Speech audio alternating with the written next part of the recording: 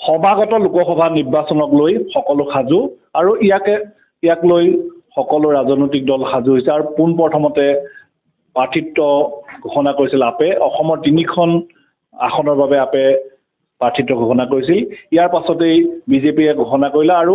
কংগ্ৰেছেও ঘোষণা কৰাৰ পথত দেখা গৈছে যে বিৰোধী শক্তি আপক তেজপুৰ সমষ্টি এৰি দিয়াৰ কথা কৈছিল যদিও বৰ্তমান সময়ত দেখা গৈছে যে কংগ্ৰেছে ইয়াত প্ৰেমলাল গুঞ্জু নামৰ এজন প্ৰাৰ্থীক থিয় কৰাৰ ব্যৱস্থা কৰিছে কি ক'ব প্ৰথম প্ৰতিক্ৰিয়া হিচাপে এইটোৱে ক'ম যিহেতু আমি ইণ্ডিয়া এলায়েন্সত আছোঁ আৰু আম আদমি পাৰ্টীয়ে আমাৰ প্ৰাৰ্থী ঘোষণা কৰিছিলে দিল্লীৰ পৰা ঘোষণা কৰোঁতে কিবা নিশ্চয় আলোচনা কৰিয়ে কৰিছে আৰু সেই হিচাপে আমি ফিল্ডত কামত নামি গৈছোঁ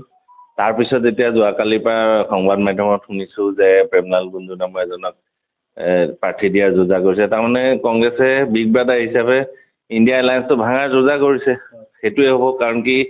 কংগ্ৰেছৰ এটাও চিটত মানুহ নথকা অৱস্থাত দিল্লীত আম আদমি পাৰ্টীয়ে 3টা চিট এৰি দিছে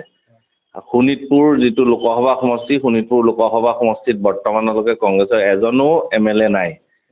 আম আদমি পাৰ্টীৰো নাই গতিকে আমি ইয়াত ইকুৱেল জেগাত আছোঁ গতিকে 14টা চিটৰ ভিতৰত ক'ৰবাত কংগ্ৰেছে বেছিকৈ খেলি বাকী দলসমূহে কমকৈ খেলিব বুলি আলোচনাটো আৰম্ভ হোৱা নাছিল শেষো নহয় সংঘাতটো দেখা গৈছে যে বিৰোধী ঐক্যমঞ্চৰ ডিব্ৰুগড়তো হৈছে বা তেজপুৰতো হৈছে সমগ্ৰ অসমত হোৱা দেখা গৈছে ইয়াক লৈ দুইটা দলৰ মাজত কিবা খেলি মেলি বা বিজেপিয়ে লাভান্বিত হ'ব বুলি ভাবে নেকি যোৱা পৰহিও আমি বিৰোধী ঐক্যমঞ্চৰ মিটিং কৰিছোঁ আৰু বিৰোধী ঐক্যমঞ্চত সকলো দল এতিয়ালৈকে অতুত হৈ আছে আমাক একো আলোচনা কৰি জনোৱা নাই যে আমি প্ৰাৰ্থী দিম আপোনালোকে এনেকুৱা কৰক মই যিহেতু মোৰ নিজৰ কামত লাগি আছোঁ আৰু কংগ্ৰেছৰ ফালৰ পৰা আমালৈ কোনো ধৰণৰ এনেকুৱা ইনফৰ্মেশ্যন অহা নাই যে আমি প্ৰাৰ্থী দিম আপোনালোকে এনেকৈ কৰিব নালাগে গতিকে আমি সেই হিচাপে নিজৰ কাম কৰি গৈ আছোঁ আৰু বিৰোধী ঐক্যমঞ্চৰ যিহেতু আমাৰ চিট দিল্লীৰ পৰা ডিক্লেয়াৰ হৈছে গতিকে দিল্লীৰ পৰা আমাৰ নিৰ্দেশনা নাহালৈকে আমি এই কথা মানি নল'ম দেখা গৈছে যে বিজেপি দলে ৰঞ্জিত দত্তক দিছে এসময়ৰ প্ৰভাৱশালী মন্ত্ৰী কি ক'ব ৰঞ্জিত দত্ত ডাঙৰীয়া প্ৰভাৱশালী মন্ত্ৰী কিন্তু সফল মন্ত্ৰী নহয় আৰু দ্বিতীয়তে কথা হ'ল কি প্ৰাৰ্থী সলনি কৰিব লগা কিয় হ'ল সাংসদজন বিফল সেইবাবে নতুন প্ৰাৰ্থী দিছে ৰঞ্জিত দত্ত ডাঙৰীয়াৰ ক্ষেত্ৰত এটা কথা হ'ল তেখেতে বিজেপি দলৰ নিষ্ঠাবান কৰ্মী আৰু এইবাৰ ঘপককৈ তেখেতৰ নামটো MP হিচাপে চৰ্চিত হ'ল কিন্তু ইমান দিনে পুৰণা নিষ্ঠাবান কৰ্মীজনৰ কোনো ধৰণৰ চৰ্চাত নাছিলে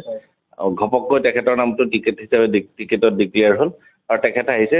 পুৰণা মানুহ বিজেপিৰ গতিকে তেওঁ নিজৰ দলৰ হিচাপে যি কৰে কৰিব পাৰে কিন্তু সফল মন্ত্ৰী হিচাপে মই আজিলৈকে ৰঞ্জিত দত্তৰ নাম ক'তো শুনা নাই আৰু আমাৰ ৰাইজেও শুনা নাই এটা কথা ক'ব লাগিব যে তিনিওটা দলৰ 3জন প্ৰাৰ্থী ইতিমধ্যে পাই নিশ্চিত হৈছে আৰু যুঁজ আৰম্ভ হ'ব কিন্তু বৰ্তমানেও আপৰ ফালৰ পৰা এটাই আশা কৰিছে যে ইয়াত কংগ্ৰেছে যাতে কোনো প্ৰাৰ্থী ঘোষণা নকৰক কিন্তু ৰঞ্জিত দত্তক তেওঁলোকে সফল মন্ত্ৰী হিচাপে ক'ব বিচৰা নাই বা তেওঁ নিষ্ঠাবান কৰ্মী হয় কিন্তু কিমান সফল হয় তাৰ ডাঙৰ কথা আৰু মই শেহত এটা আপোনালোকৰ খেলখন কি বিজেপিৰ লগতে হ'ব বুলি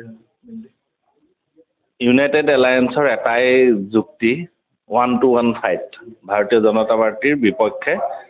যুঁজ কৰা আৰু সেই যুঁজত সেনাপতি কোন হ'ব ইণ্ডিয়া এলায়েন্সৰ পৰা ডিক্লেয়াৰ কৰি শোণিতপুৰত মোক সেনাপতি হিচাপে নিযুক্ত কৰিছিলে আৰু মই মোৰ নিজৰ কাম কৰি গৈ আছোঁ দিল্লীৰ পৰা আমাৰ লগত